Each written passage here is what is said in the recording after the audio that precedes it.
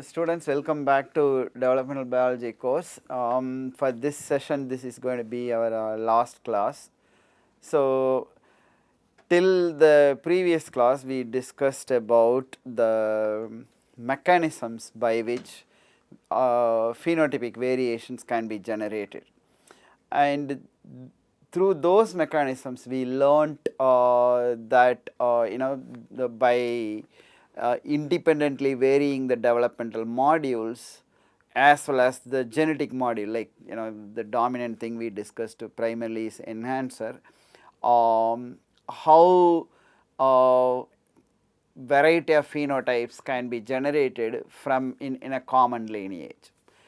So through that we kind of got the impression that there is no limit to the varieties of phenotypes one can actually generate. But the reality is not that. So although we have really remarkable diversity among biological structures, like if you look at organisms around you, there is remarkable diversity. So much so that initially it was hard to believe there is actually a unity, they all came from a common ancestor. But if you look closely, you will realize there seems to be limits to the body structure variations that can be generated. Okay, so you don't find any organism which instead of using limb movement uses a like a bicycle, a wheel to move around. You don't see any organism that has a wheel like structure, a moving organ. Okay, but if you look at the human inventions, almost all of them seem to depend on circular motion. Okay, so when you think in these lines, you will soon realize there seems to be limits to the types of structures, shapes that biology can create. Okay, and those limits are actually imposed by the body plans originally laid out. So the mechanisms that we went through, we realize is going to impose certain restrictions. So that is going to be our current theme. Okay, developmental constraints. And these constraints therefore are going to limit the kind of variations possible, and that in turn is going to limit the variety from which natural selection can choose. Okay, so therefore the evolutionary adaptation therefore is going to be restrained by the developmental possibilities that exist. Okay, so and we are going to look at what are those constraints and how do they impact organism development. So the first constraint we are thinking about is the physical constraints. For example, the laws of physics and chemistry can't be disobeyed. The molecules diffuse only at a certain rate and no faster than that. And similarly, movement of fluids against gravity or towards gravity, again they will be controlled by the laws of fluid dynamics.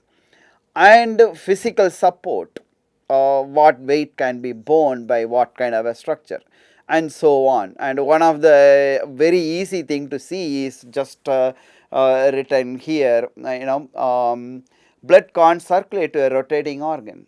Just imagine setting up a plumbing work for something that is rotating all the time. Okay, how do you send fluid to it and how do you take fluid out from it? And think about a mosquito that is 6 foot tall. Okay, or in the body plan of leech making it 25 feet long. Okay, so these are not going to be readily permitted by the basic body plans, and these are the physical constraints here. Okay, these are determined by the laws of physics. Okay, so we'll look at more such constraints as we go along. So the next one we are going to look at are morphogenetic constraints. Okay, so morphogenetic constraints. Before that, let us recap what is a morphogen. So morphogen is a molecule whose concentration, a particular concentration, determines what kind of genes it will turn on or turn off. At a different concentration, it will regulate a different set of genes. Okay, so the concentration is critical here. Okay, so the morphogen usually forms a concentration gradient, and in that field of that gradient, you have at different concentration levels, different genes being regulated. Okay, so that is what we call as a morphogenetic field. So, so that itself provides certain constraints, because the rate of production of that molecule, the rate of the diffusion of it, and the effect of inhibitors that would inhibit its production or its activity, all of that are going to regulate, set up a framework that is going to govern how a morphogenetic field is going to behave. And due to that, the kind of structures that morphogenetic field will permit will be limited. Okay. For example, yesterday I was sort of alluding to it. If you look at your foot, the middle toe is longer than the one towards the end from the biggest one. Okay, so you never find an organism where the middle one is shorter. So that is probably is governed by the morphogenetic field that sets up the the growth rate of those toes. And you see similar things, many examples like that. And before we go into looking at actual example, let us look at a model, okay, a mathematical model that sort of explains the boundary conditions of a morphogenetic field. Okay, so the famous model that explains this is called a reaction-diffusion model, proposed by Alan Turing. So he is a computational biologist, but he was interested in many areas. So his major contribution to biology is this reaction-diffusion model. So this model actually explains how two homogeneous chemicals in a solution would behave given certain properties of them. Okay. So let us take two molecules here. One we are going to call as P, and another one we are going to call as S. Okay. And let us say P is an activator of a certain phenotype, and then this P has a certain rate of diffusion. Okay, so it diffuses from its point of production. Yeah, if you see this greenish graph here, so it diffuses rather slowly compared to another molecule called S. Okay, it diffuses rapidly, and as a result it forms a shallow peak compared to this. And let us assume P activates its own production as well as the production of S, which is an inhibitor of P. So if these were the properties of these two molecules, now what actually happens over a period of time?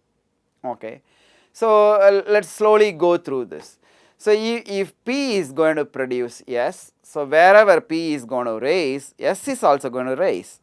But then S is going to diffuse faster, and by going away from the P peak and having the property of suppressing P, then at distances little bit around the P peak, it is going to prevent the further P peaks from forming, because this S concentration would suppress P coming.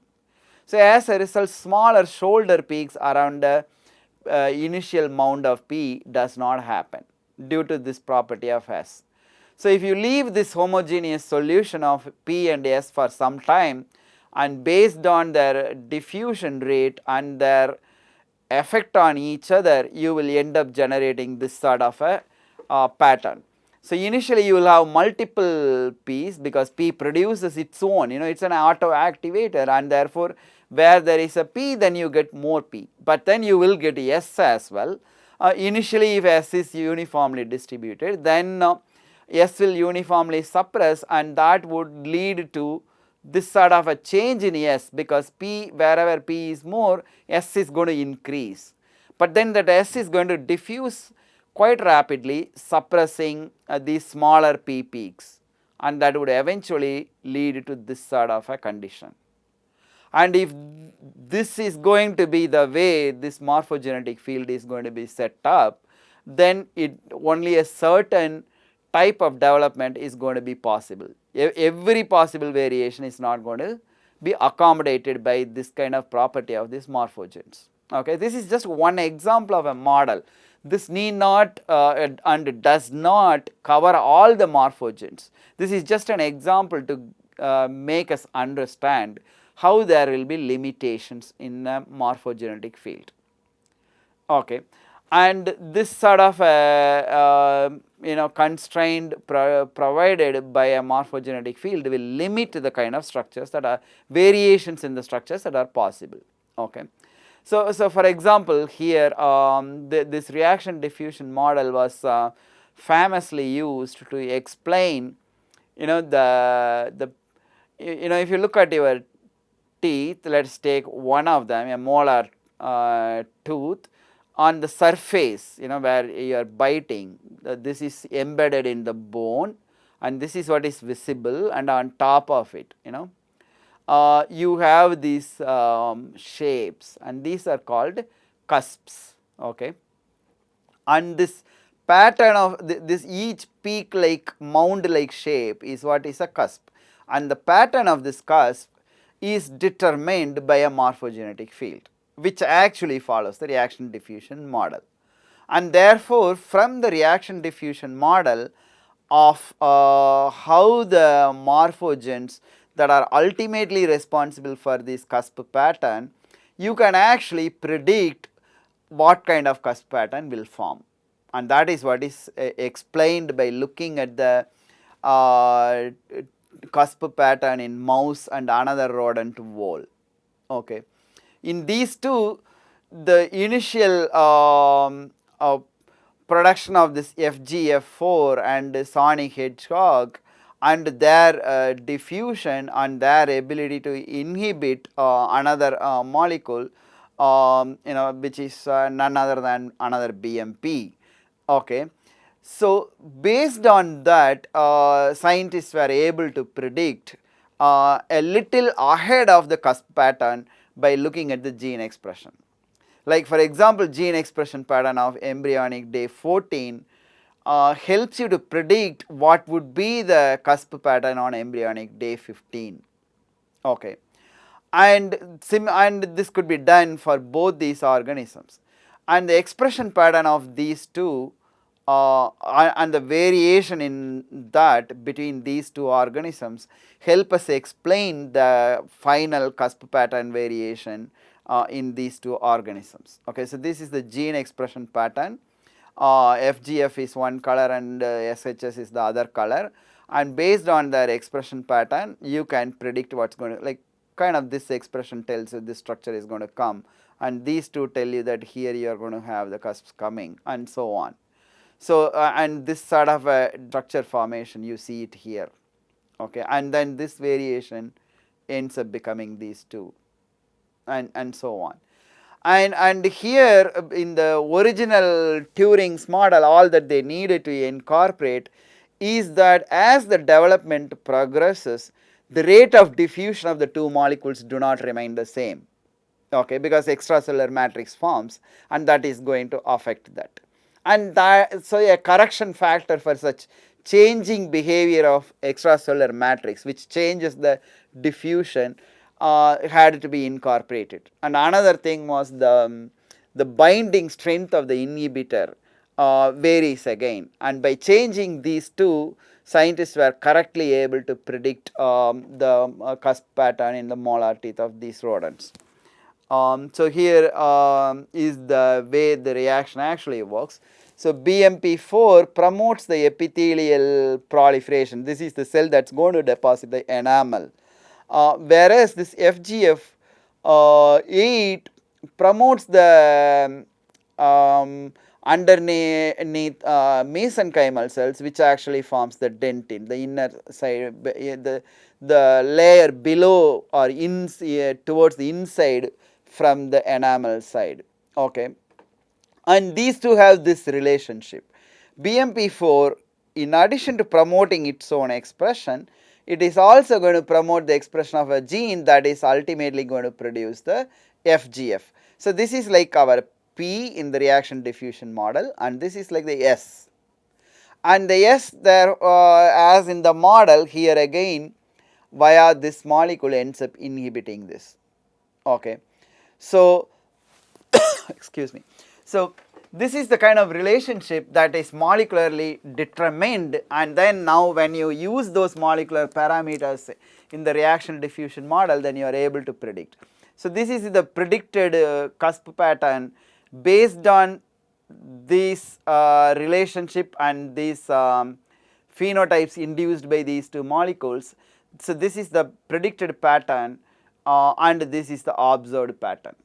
They are more or less same, and this is for vole, the other rodent. Again, this is the predicted pattern and this is the actually observed one. So slight alterations in the rate of BMP diffusion and binding to inhibitors can reproduce the difference between these two. All you need to do is that, just the rate of diffusion because of variations in the extracellular matrix and the the allelic difference coming into play at the level of binding affinity of these inhibitors, and these two could explain the difference between the two, and that could be predicted based on the expression pattern observed at an earlier stage. And this also has been useful in tracing the evolutionary history of tooth development among horses. So that is shown in this.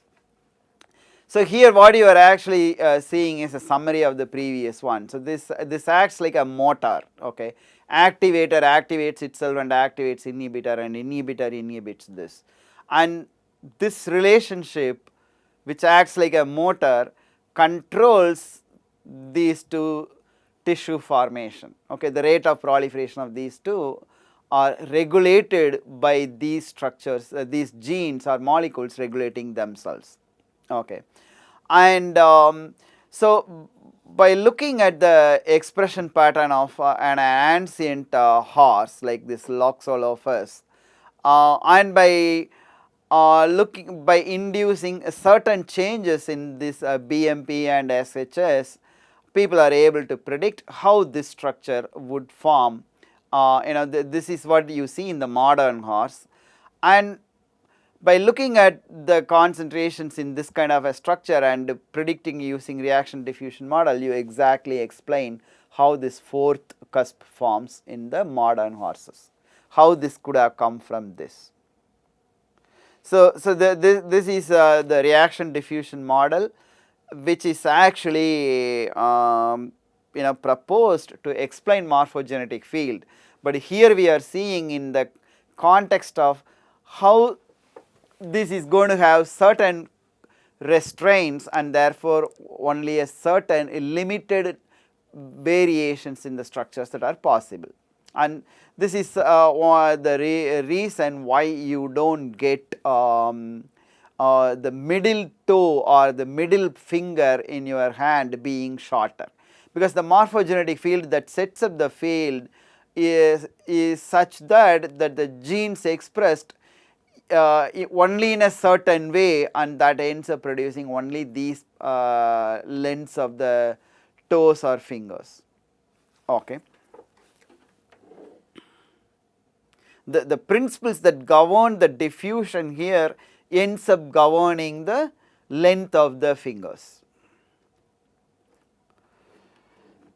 So so we saw two of them, the physical constraints, like you can't break the physical laws, and like for example a circulatory organ cannot be supplied with blood, and then we saw that the the morphogenetic field will have certain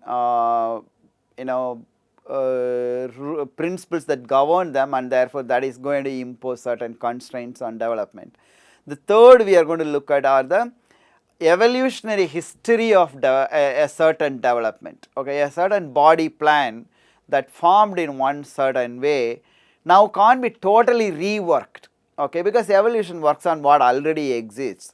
You are not going to go back to the drawing board, so to say, and then redraw the whole thing from scratch. That doesn't happen in biology, okay.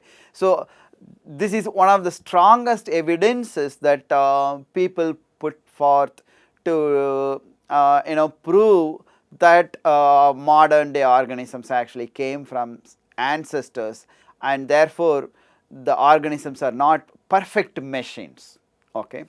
So there are a lot of examples. So I would urge you to read a book by Richard Dawkins called The Greatest Show on Earth. In that book he lays out a large number of examples to illustrate this point, okay. How our body is imperfect from an engineer's point of view of designing and building an efficient machine, okay. So that evolutionary history of a certain body plan lays certain constraints, and that is what we call phyletic constraints. So the phyletic word coming from phylogeny, okay. So the evolutionary history, that is the phylogeny, and that is what that is what is the evolutionary history is about.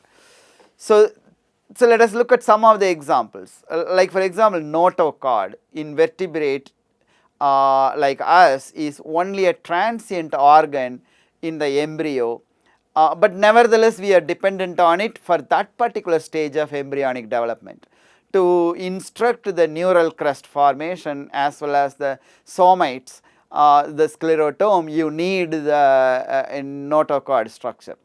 But if you look at the evolutionary history, this particular way of making neural crust and somites formed in earlier chordates where the notochord actually exists in the adult and has a function.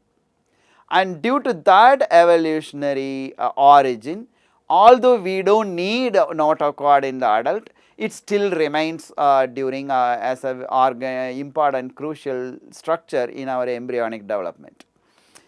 And another interesting example is lack of variation among marsupial limbs, okay. If you look at other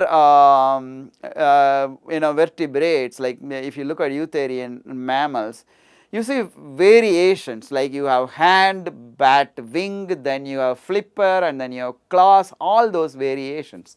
And that kind of variation has not happened in marsupial limbs, primarily because the first thing the fetus needs to do once it comes out is to find a way to crawl and climb on into the pouch of the mother. So that means that limb development, to be able to grasp and crawl, has to happen first, and there you can't experiment, okay, because life depends on it, its safety depends on that. And as a result, those limbs did not vary much over a long period of time, okay. So that is a lack of variation. And then constraints on adult alternative body plans by paleotropic nature, okay. So that is another example. So initially you have a molecule, let us say a protein, the segment polarity genes, you take any of them. So they were initially there to identify a particular segment, provide segmental identity. But then later on that molecule has been adopted for multiple functions, okay. You are free for some time, okay, you can do, why don't you do this work as well, okay. And once a molecule is involved in doing multiple works, then you just can't get rid of it, because then the whole thing is going to die, it becomes so vital, it is going to have multiple phenotypic problems. And that paleotropic nature of certain molecules end up constraining variations that are possible, for example in the insect segmentation, okay. A good example in vertebrates is the Hox gene, a particular Hox gene that specifies the cervical vertebrae. So we saw that it is the cervical vertebrae are more in chick than in mouse, right. So why can't we have more in our own neck, why can't I have a longer neck, all right. So that is because this Hox gene that specifies the cervical vertebrae got involved in regulating stem cell proliferation as well. So if I want more of it to make more longer neck, then I will end up promoting an unnecessary excessive proliferation somewhere, causing a tumor. And not surprisingly, this is not simply a prediction for an argument. This has been proven to be true in nature. Okay, that is shown in next slide, and then we will come back to this phylotypic stage as well. That is another important constraint. So here if you look at it, so this particular child as an infant had one extra pair of cervical vertebra, and as the same child ended up having embryonic tumors and died. And now when people looked at the embryonic tumors, okay, the early cancers, and then look at how many of them or what fraction of those children who had embryonic cancer also had this extra cervical bone, and that is what is shown here. In the general population, the percentage of patients with embryonic tumor who also had the cervical ribs, the extra ribs, you end up finding a very small percentage, probably 1 or 2%. But then if you look at the ones who had these tumors, neuroblastoma, brain tumor, leukemia and so on, and if you look at the total childhood cancer, in all of them the frequency of occurrence of this extra rib was lot higher compared to this general healthy population. So indicating a direct connection between this extra rib and then the cancer. That is because the Hox gene that is involved in this extra rib formation is also involved in stem cell proliferation. So due to this, so by having this you are going to have a fatal condition. So therefore this extra cervix producing vertebra producing mutation is not going to be tolerated in evolution. So this is a what you call as phyletic constraint. Okay. So the other one is this phylotypic constraint. So we are going to look at it in some detail. Okay. So that is shown here. So we would intuitively think that the early embryonic development probably is not very flexible, and that is probably very rigid. You just can't have any alteration, and that is going to mess up the entire embryo. But surprisingly, that doesn't seem to be the case. Okay. So many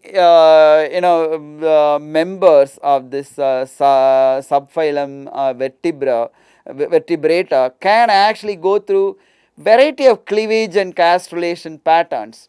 Like for example, I told while we were talking about the early mammalian development that mammalian embryo is unique in many ways. I told elaborately about this rotational cleavage, asynchronous division, blastocele formation, compaction and so on. All of that, they don't happen in other ones because I told that is hallmark of mammals like this elephant here.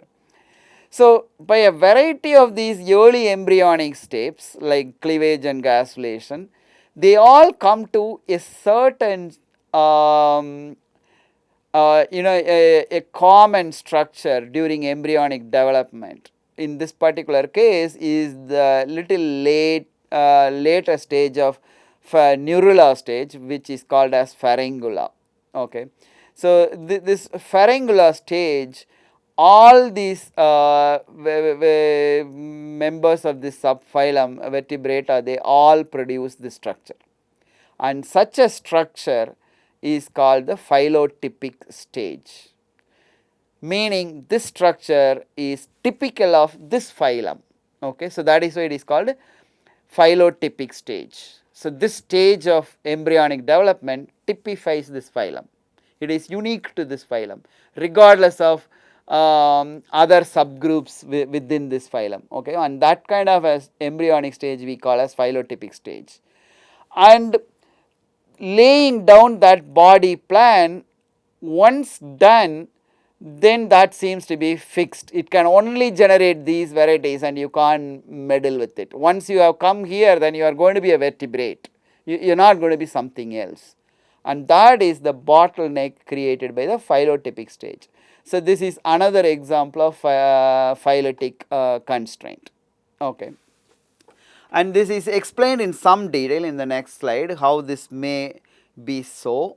Like for example, during the early embryonic development, you really don't have whole lot of inductive activities, and even those that exist are global, affecting the whole embryo, and that is primarily in setting up the axis, anterior, posterior or dorsal ventral axis setting up, and small variations in those morphogenetic field are usually accommodated.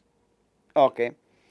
But when you get to the later stage, you have gotten local developmental modules, and any change or alteration in those inductive events, you have a lot of inductive events as shown by these arrows here, and these are local interaction. For example, optic vesicle and lens, the induction signal that's happening here, if it is messed up, only the eye will not develop, but not the rest. So here the interactions are within the modules, and therefore only a local structure will be affected. But if you look at the phylotypic stage, you have the modules interacting. Okay, induction happens here, but here these inductions are among the modules themselves, not within a module. Meaning here a module telling another module where to form a certain organ, where to make the kidney, where to make the heart, where to make the eye, and so on. And there you can't afford to mess up. If one module sets up its shop and goes ahead making an organ in the wrong place, then that is not going to be a functional adult. And due to that, the phylotypic stage, that particular structure that needs to be formed to make a vertebrate, imposes constraints about how many varieties are possible in that basic body plan. And that's that is an example of a phyletic constraint. Okay. Fine. So these are examples and the types of constraints that stems from the developmental mechanisms, okay, of certain body plans.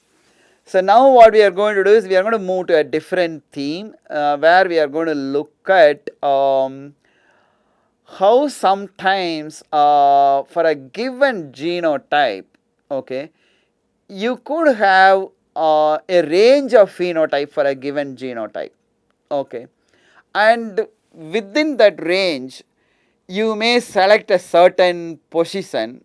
Let's say I arbitrarily say for a genotype you could have skin color ranging from black to albino, let us say, for the same genotype, and whether it is going to be black or albino is dependent on environment.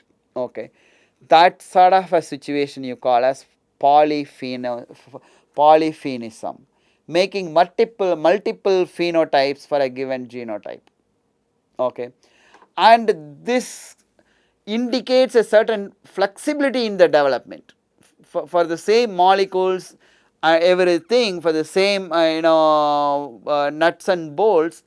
There seems to be a flexibility, a stretchability in the phenotype, and as a result we call this as developmental plasticity, okay, which is development of alternative phenotypes for a given genotype, and the within that multiple phenotypes, what is going to be decided is actually dependent on an environment. Okay, so here I have introduced two important words, developmental plasticity and polyphenism.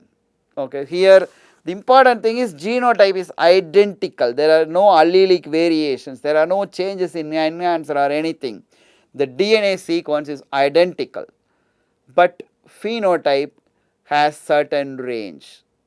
Okay, or alternative forms. It may not be range always. Sometimes it is alternative forms, and those alternative forms where each form is determined by a given environment is what we call as polyphenism, and this ability in development is what we call as developmental plasticity. Okay, and this phenomena again contributes to selectable variations. Okay, so you need to have variations in the population where you can select, and how to produce those selectable variation we already have learned so far, all controlled by changing the DNA sequence.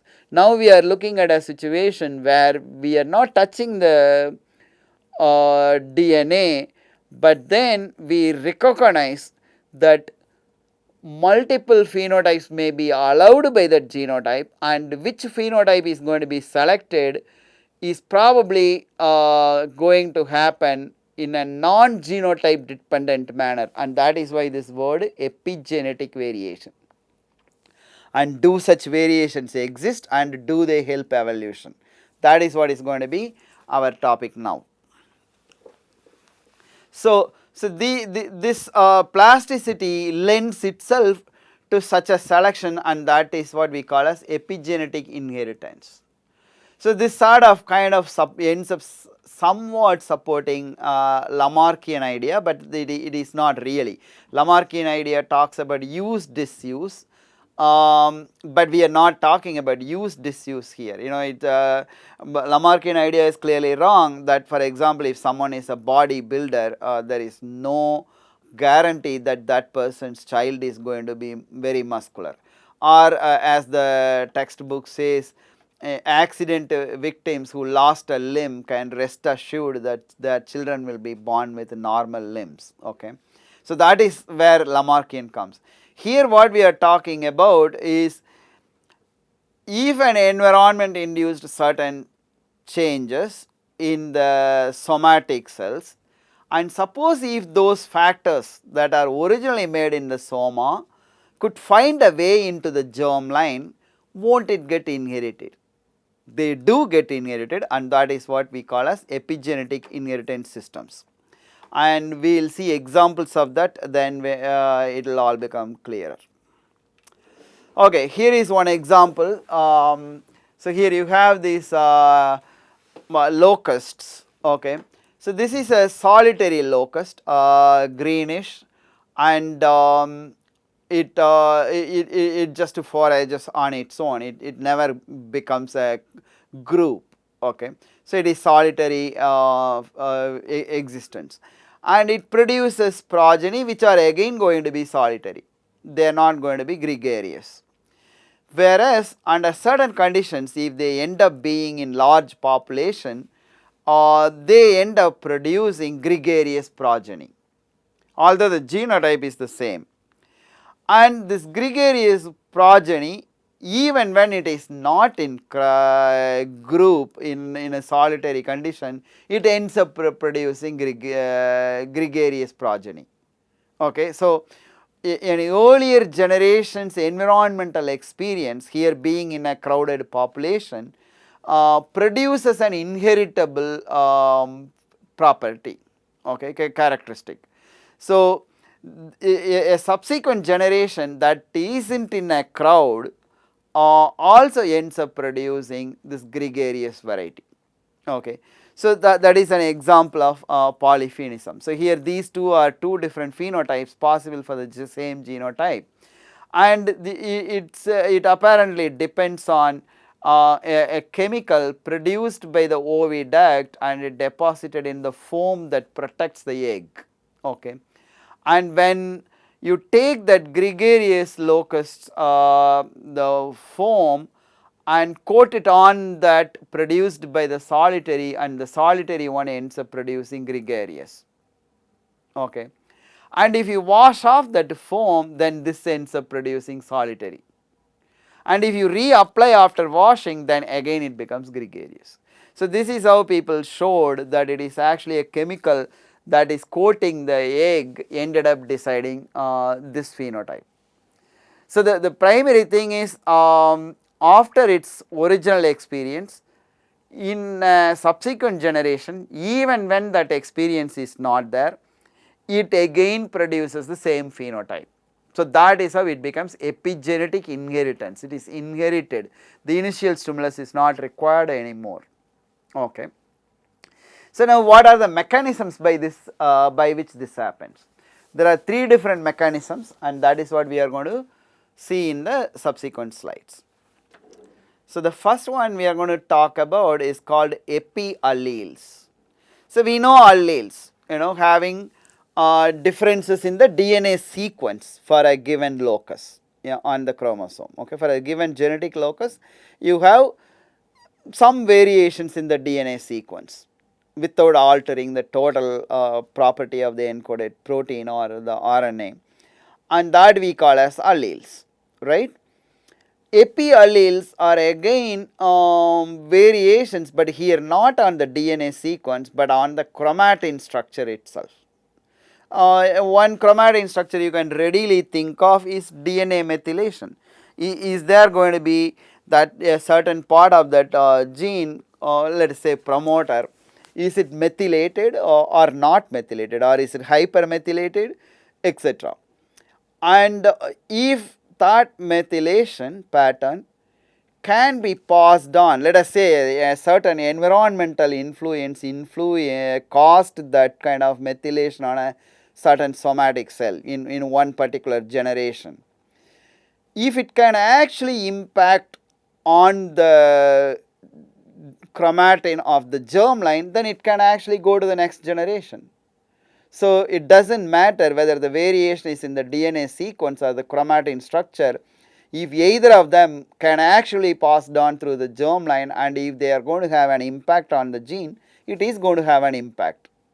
Okay, so that is not going to be distinguished by whether the variation is on the chromatin structure or the DNA sequence itself.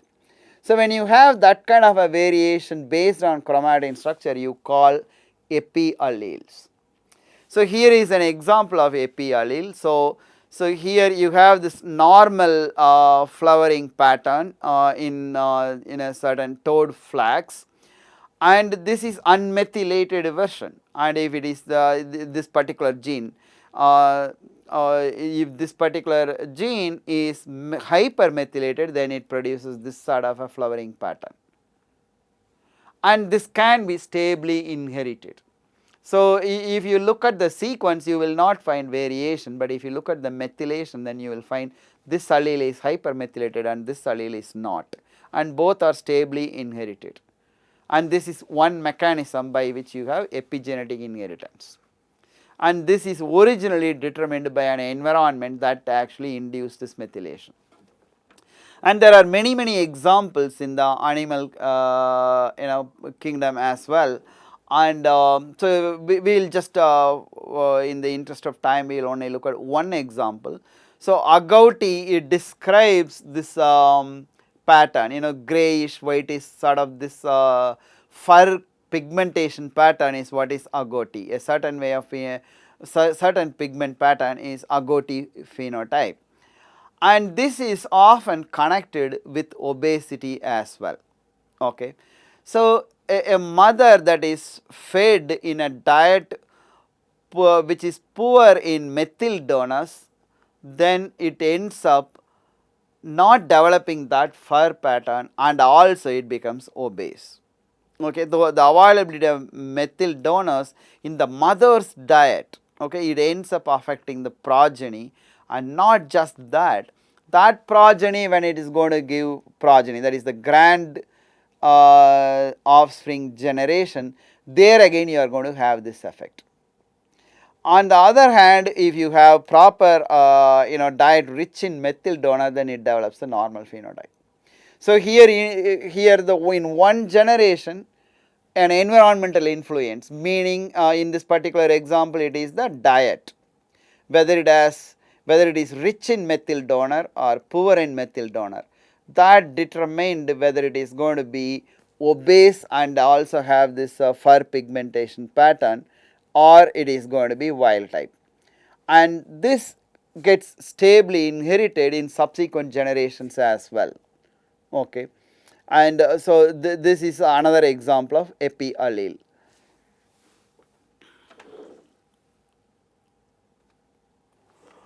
So the second one we are going to look at is called symbiont variation. So here it is the symbiosis, okay, so meaning one organism setting up a relationship with another organism in which both of them mutually benefit. A good example is our the intestinal microflora. You know, there are a lot of bacterial species that colonize our digestive tract, and these being bacteria, they can readily generate variations, and if each of those variations are going to have an influence on the host organism's phenotype, then you can easily generate a lot of variations in the host. Okay, so that is the symbiont variation based example of epigenetic inheritance. So let us look at it in some detail. So they actually can readily cause these variations because of these four characteristics of the bacterial population. One of them can be relative abundance. You could have, let us take bacterial population A, bacterial population B. Let us assume only there are two populations in our gut. Now, population A to B ratio can vary, maybe initially 50-50, in equal fraction, but then due to changes in the food or environment, you could end up having variation in them. And A being more or B being more can readily happen, and that could readily affect the phenotype that is selectable at the level of the host.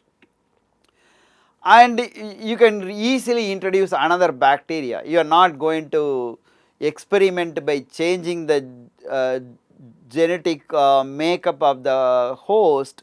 That is going to be requiring lot more effort and time than introducing one more microbe into the symbiotic population. So that is another feature of bacterial population.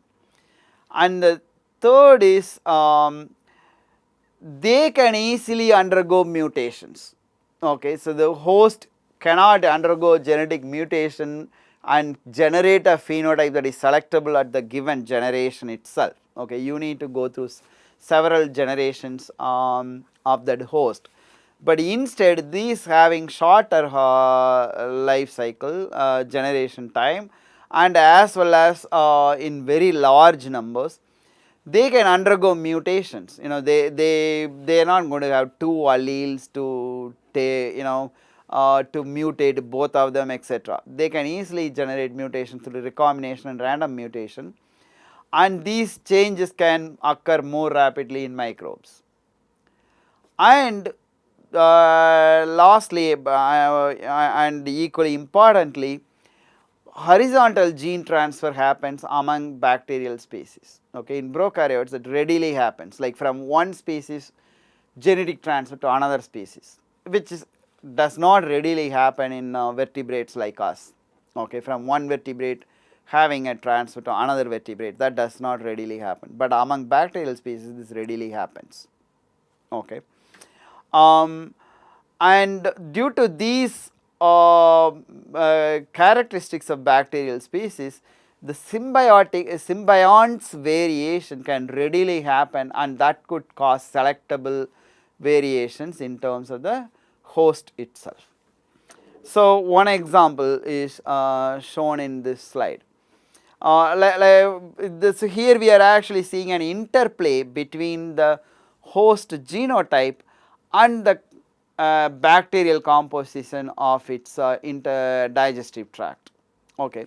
So here is the gene here is the leptin. So here you have, this is the wild type mouse and this is the leptin mutant one. So you find that this is obese. Okay, that's caused in a complicated way by leptin mutation as well as the gut microflora. So this has a certain bacterial composition, but this has a different bacterial composition, which is actually very efficient, more efficient than this in releasing calorie from the food, and as a result it doesn't really need a whole lot of food to put on weight compared to this. And what influenced this particular bacterial composition? That is by the leptin gene. So the host genotype influenced the bacterial composition in the gut, which in turn influenced the host's phenotype. Okay. Now if you take this bacterial mix from the leptin mutant mice and introduce into wild type mice, and their progeny end up putting on weight although they do not carry the leptin mutation. So this bacterial composition that is affected in one generation by the genotype actually end up causing the phenotype in subsequent generations, even in a wild type genotype. Okay. So this is a good example of a symbiont variation. So here what we actually are seeing is that the composition of the symbiont and the host genotype together generate a host phenotype. Okay. So that is why I said this is a sort of a complicated situation where you have symbiont composition varying in a manner that is dependent on the host genotype. Alright, so we have seen epi-alleles, two examples we saw, and then we saw how symbionts can readily influence variation, and then we saw one example. The last one in this the epigenetic inheritance system we are going to see is called genetic assimilation. So this will look little complicated as we go along, but I will tell you in a nutshell what it actually means is, in the previous examples we saw that an environmental factor that induced a certain phenotype allowed by that developmental plasticity gets inherited in subsequent generations. That is what I said, okay, but I did not say for how long. So suppose such a increased frequency of a certain phenotype, okay, among the alternative phenotypes that is possible, eventually gets taken over by the genotype and becomes stably passed on without requiring the environmental trigger again, you call that as genetically assimilated. Okay, that is what is genetic assimilation. So a phenotype that is thrown out by an environmental trigger eventually gets genetically assimilated. It no longer requires that environmental trigger, and that is what you call as genetic assimilation. So you will be wondering and greatly confused how this ends up actually creating variation in the genotype. Without that, how do I inherit it, without the trigger anymore? Okay, so that will be the major cause of the confusion or inability to comprehend this. But the reality is actually it is actually in a population where you have multiple alleles existing in certain frequency, but the range of the phenotype not being visible, okay, due to the lack of that environmental trigger that is required. Once triggered, and if it is repeatedly triggered for some time, ends up increasing the frequency of certain allele. Okay, that is how actually it becomes genetically assimilated. So when we see the examples, it will become clearer. So here essentially what we are talking about is, initially the phenotype seen and later it becomes genotype. opposite of what we have understood so far. Phenotype precedes genotype.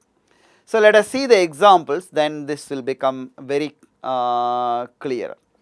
So, here is an example of fly population, the Drosophila.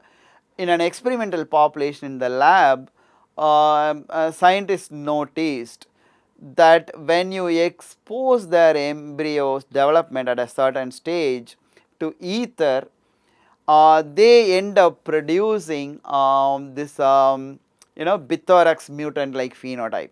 So, end up making 4 wings.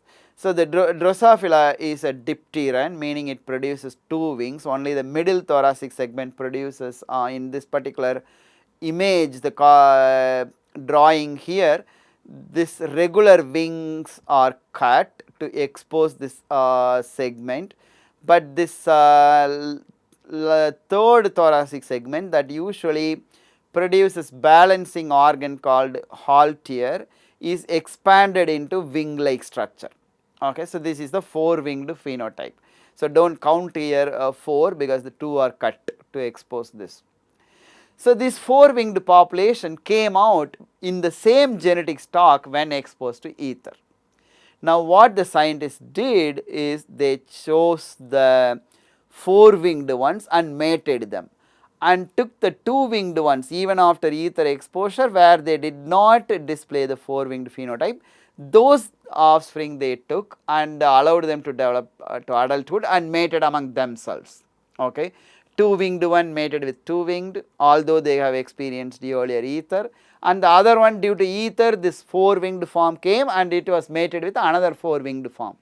When this sort of genetic crosses were set up over several generations, after certain generation the 4-winged ones remained 4-winged ones even without that ether exposure.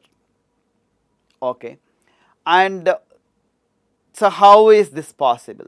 So, it turns out that when they looked at the bithorax gene sequence itself, they found that in the original stock there were actually 4 alleles that were present, but these alleles did not cause the 4-winged phenotype. Only when an environmental cue was there, here being the exposure to ether, some of these alleles produce the 4 wings. So, initially these 4 alleles were there in the population, and in the absence of any selection, they were all equally there. Okay. There was no need for one allele frequency to go down or one allele frequency to increase. That will happen only there is a selection force. So, there was no selection force. Now, when an environmental change ended up throwing the range of phenotype, here being let us say polyphenism having 2 alternative phenotypes, 2-winged or 4-winged. Now, when you are artificially selecting the 4-winged one, then you have increased the frequency of 4-wing causing allele. So, that is how the genetic assimilation has happened. So, the underlying genotype already existed, just that phenotype was not exposed, and when the phenotype was exposed for that particular genotype and now there is a selection for this phenotype, then it gets selected. So, this is what is genetic assimilation, and this has been seen in tobacco moth as well. So, here you have a black mutant that when it is heat shocked, it can either not change the color, or the larvae may change color little bit greener or some more green or really green. So, the one that does not respond at all to the heat, you score 0, and the one that responds to the other end of the range of the phenotype here, green, you score 4. So, here this color is assigned 0 and this one 3.5. So, now you select them and mate among them and then keep doing it over a period of multiple generations, and what happens?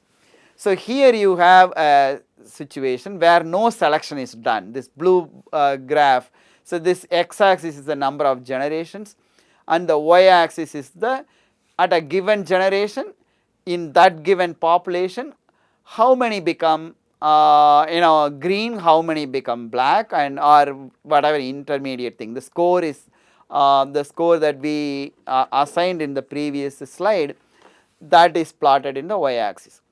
So only a certain fraction responds to the color change in the unselected population. But when you select them, like the one that scored high, you mate among another one that scored high. If you keep repeating it, then after certain generation, many members of in them very readily change in response to the heat. While the one that you selected in the opposite direction, where it scored low and I select it and mate among another one, mate with another one that scored low, and I keep repeating, then eventually it becomes monophenic. It's black all the time, whether you heat shock or not heat shock. And here you end up seeing the other end of the spectrum of the polyphenic thing. So this is selected one. And at the 13th generation, when people looked at how well they respond, like the phenotypic range possible for the environmental variation, here the environmental variation being heat shock. So that sort of a thing is what they call as reaction norm. And when you look at this reaction, these graphs are called the reaction norms, that is the phenotypic variation that is possible. This selected one very readily changes to a larger extent when exposed to the heat shock. Like when it is reared, 13th generation progeny, when reared at temperature, let us say around 28, dramatically responds to the heat shock change, while the general population does not have that kind of a reaction norm, and the other one selected against does not have any effect at all. Okay. These are the examples of how genetic assimilation happens. So just like there, how Bithorax had multiple alleles and one allele we ended up selecting by doing this experiment. Similarly, here again it is to do with juvenile hormone production, and we ended up selecting that. So I am not getting into the details of that because that is not necessary for an introductory biology class. But the main point is that many phenotypic possibilities exist, and when an environmental condition exposes the variations, and if there is a selection pressure to select any of them, and they get selected. Fine, these are all experimental examples you are telling. Does it work in nature? The answer obviously is yes, otherwise I wouldn't have asked a question like this. So here is an example. So this is a certain butterfly species. It has big coloration pattern on the wings, and this coloration pattern is temperature dependent.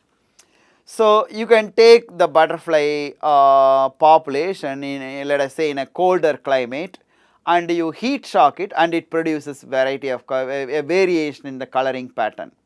Now you go to a warmer geography, and then you look at the same species and you find the phenotype that you produced by heat shocking fly that was grown in colder environment, and the opposite also has been found to be true. So that is this example. So the phenotype of a species, okay, that is characteristic of a geography is what is called ecotype. So the same species in certain geography will have a certain phenotype, in certain other geography will have a different phenotype, and these have obviously been selected by those geographical conditions. Okay. And it works in situations where asymmetry is initially not determined by the genotype. So here is one good example. You look at this fish, it is a flat fish, okay, and it benefits by having both eyes on one side. So during embryonic development, one of the eyes moved over the skull to the other side to have both eyes on the top.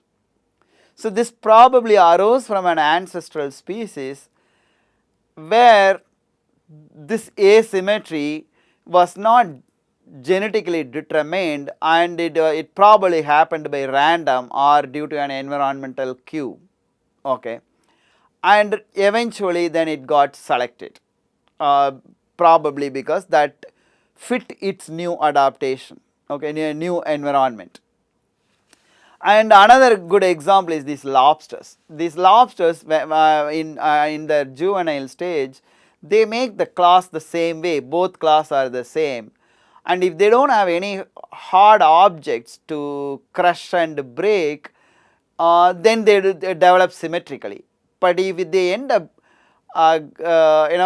grabbing something with one of the claws and use lot of effort in crushing and cracking, then that creates an asymmetry, and that becomes big. So this is permitted by the genotype. Again, I want to highlight that point. Okay, the genotype enables this much flexibility, and when a given environmental condition, that gets selected. And if that is the fittest to that environment, then that allelic frequency changes. Okay, and so this is how the environment can bring out the phenotypic possibilities of a given genotype. Okay, and this has at least two definitive advantages in evolutionary adaptation, and that is explained here. One, here you are not through random mutation, you are not experimenting to generate a phenotype that fits in an environment. You already have that phenotype in the population, which means it has not been detrimental. So it has already been tested and it is okay to be there. And now when the environment changed, you could readily bring out that variant of that given structure, and it can readily adapt. So this is actually preferable over newly generating a mutation and selecting. And another one, a new mutation that may be better for an environment, will be one random monster that is not going to be in a population, and it is going to take a lot of generations before that a new mutation can actually be assimilated. But to survive in a given environment, in a given generation, if it is already there in multiple members, in large fraction of the population, then many members actually can end up displaying the phenotype, and there is a good chance of getting selected. So this is why actually one should not only look at the genetic sequence itself, but we also need to look at the developmental plasticity that allows these variations, and therefore how this could help in developing. And to sum it all, what we actually end up understanding is this theory of change, that is evolution, is dependent on two pillars. One of them is population genetics, where you identify and quantify the dynamics of these phenotypes that are there. Okay. But then you need another pillar to support this, that is the developmental mechanisms, a way to explain how any specific mutation can actually become manifest so that it is a selectable phenotype. Okay. And so therefore the mechanisms that construct the body is equally important along with population genetics to really help us understand evolution. Okay. So with this we end not just this class, this course itself. So I hope you guys really learnt and developed a flavor for developmental biology, and in due course some of you really pick up this field for research and become famous developmental biologists. I wish you all the best.